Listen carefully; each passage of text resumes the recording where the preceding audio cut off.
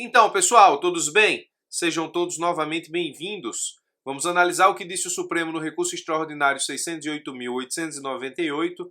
Trata-se de uma decisão muito importante, decisão a partir da qual se fixou tese em repercussão geral. Vamos analisar a decisão porque ela trata tanto de direito constitucional quanto de direito internacional. Mesmo que você não estude direito internacional para os concursos da advocacia pública, tenha muito cuidado porque o tema é importante justamente porque isso pode ser cobrado na prova de direito constitucional. Portanto, às vezes, uma decisão meio que engana. Você pensa que ela não é tão importante, mas ela acaba aparecendo nas suas provas objetivas, subjetivas e orais, e principalmente aqui em direito constitucional. Direito internacional cai para os concursos da Advocacia Geral da União, por exemplo, mas na grande parte das procuradorias de Estado e procuradorias de município não é uma disciplina que você tenha que se preocupar. Contudo, tenha muito cuidado porque, como disse, isso pode estar muito bem na sua prova de direito constitucional. Ainda, se você tiver o Estatuto do Estrangeiro no conteúdo programático ou a Lei de Imigração, essa questão também pode ser muito bem cobrada. Se você não tiver nada disso, pode ser cobrado, como falei, na prova de direito constitucional, portanto, tenha muito cuidado.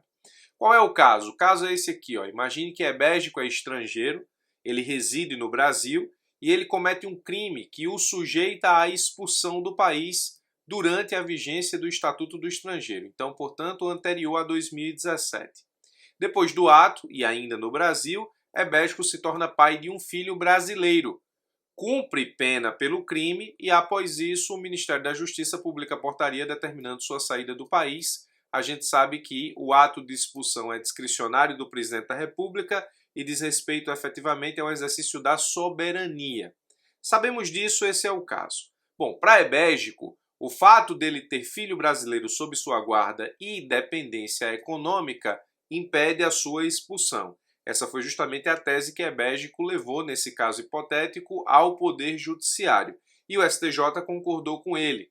Do acordo do STJ, portanto, nós temos o recurso extraordinário 608.898 para o Supremo Tribunal Federal.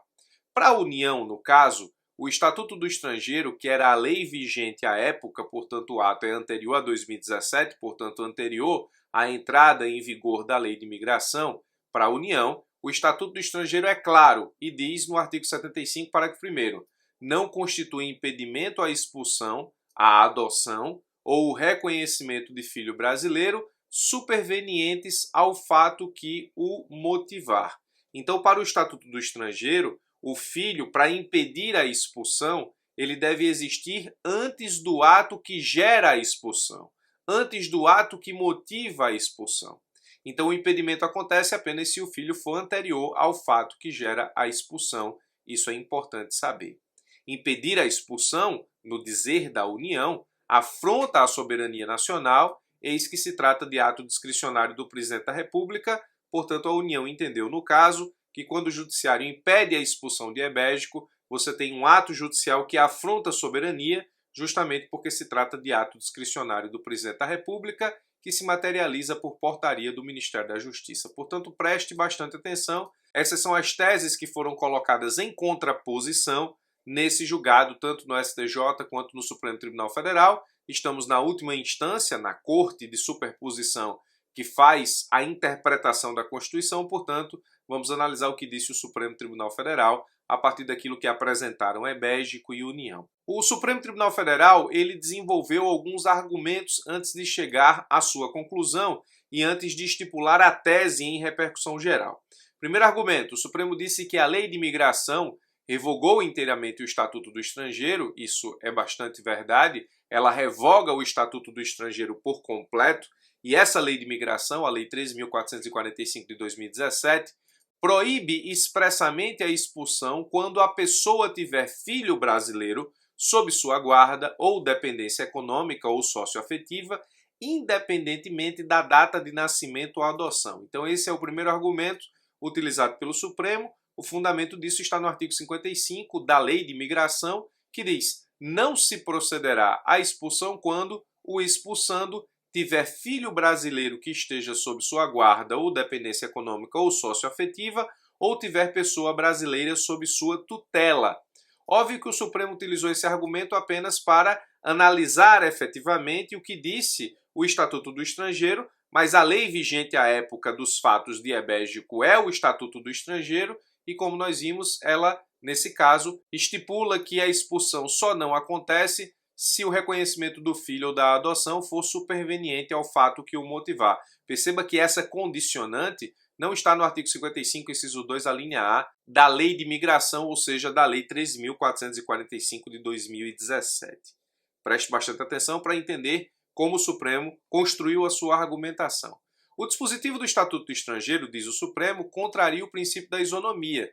Então nós estamos aqui com o primeiro argumento a declarar a inconstitucionalidade do Estatuto do Estrangeiro, e aqui um ponto importante, não é bem declarar a inconstitucionalidade, porque o Estatuto do Estrangeiro é de 1980, portanto anterior à Constituição. Aqui nós estamos diante de uma situação de não recepção. Portanto, preste atenção para utilizar o termo correto. O dispositivo do Estatuto do Estrangeiro afronta ou contraria o princípio da isonomia, ao dar tratamento discriminatório a filhos havidos antes e após o fato motivador da expulsão. Esse argumento é importante, muito importante. O Supremo aqui começou a construir o argumento de que o Estatuto do Estrangeiro, no dispositivo que acabamos de estudar, que estabelece que só impede a expulsão o filho que existir antes do ato que motiva a expulsão, afronta a isonomia, justamente porque trata diferente os filhos havidos antes e após o fato motivador. E por que trata diferente o filho? Porque aqui, nesse caso, o Supremo analisou os prejuízos atinentes à criança e disse: os prejuízos para a criança independem de sua data de nascimento ou adoção, muito menos do marco aleatório representado pela prática da conduta motivadora da expulsão. Então o Supremo aqui, a um só tempo, estabeleceu uma conduta, uma análise interpretativa que valoriza a isonomia, ou que reconhece a não isonomia, estabelecida pelo Estatuto do Estrangeiro, e valorou também a preservação do núcleo familiar e o interesse afetivo e financeiro da criança. Tirou-se necessariamente os olhos daquele que cometeu o ato sujeito à expulsão e olhou-se efetivamente para a criança, levando em consideração a ausência que esse pai, que esse genitor faz em relação tanto ao aspecto socioafetivo, quanto econômico, quanto dos deveres de guarda. Então preste muita atenção. Isonomia, preservação do núcleo familiar e interesse afetivo e financeiro da criança. E por último, portanto, o Supremo chegou à conclusão de que o Estatuto do Estrangeiro não foi recepcionado nesse ponto. Então, nós temos que o artigo 75, parágrafo 1º do Estatuto do Estrangeiro não foi recepcionado pela Constituição de 88, justamente porque a norma é de 1980 e o Supremo declara isso exatamente na tese estabelecida no tema 373, assim redigido. O parágrafo 1º do artigo 75 da Lei 6.815 não foi recepcionado pela Constituição Federal de 88, então é errado você dizer que ele é inconstitucional, porque como se trata de norma anterior à Constituição, nós estamos aqui diante da análise do fenômeno da recepção, e aqui o Supremo entende não haver recepção do artigo 75, parágrafo 1º da Lei 6.815 de 80, que é o Estatuto do Estrangeiro, para com a Constituição Federal, especialmente por afronta ao princípio da isonomia, como vimos na fundamentação, sendo vedada a expulsão de estrangeiro cujo filho brasileiro foi reconhecido ou adotado posteriormente ao fato ensejador do ato expulsório, uma vez comprovado estar a criança sob guarda do estrangeiro e deste depender economicamente. Portanto, o Supremo reconheceu que faz bem o tratamento da lei de imigração no que diz respeito à impossibilidade de expulsão quando existir menor sob guarda ou dependência econômica ou socioafetiva daquele que comete ato, daquele estrangeiro que comete ato sujeito à expulsão. Então o Supremo a um só tempo disse que essa norma se coaduna com a Constituição e, obviamente, a contrário senso, nós temos que o dispositivo do estrangeiro que condiciona o impedimento à existência do filho antes do ato que enseja a expulsão, disse o Supremo que isso contraria a isonomia, que contraria a preservação do núcleo familiar e que contraria o interesse afetivo e financeiro da criança, declarando, portanto, a não recepção do artigo 75, parágrafo 1º do Estatuto do Estrangeiro à Constituição Federal de 88. Decisão interessante, envolve, como falei, direito constitucional, internacional, Estatuto do Estrangeiro e lei de imigração. É muito conteúdo que pode muito bem fazer parte da sua prova, especialmente se todos esses tópicos estiverem no programa, no conteúdo programático do seu concurso, e se não tiverem, simplesmente por conta do direito constitucional e do princípio da isonomia, essa questão já poderia ser cobrada muito bem em provas objetivas, subjetivas ou provas orais. Portanto, tenha muito cuidado com isso. Questão interessante, recurso extraordinário 608.898, anota mais essa no teu material de constitucional e ou de internacional. Forte abraço e até os nossos próximos encontros.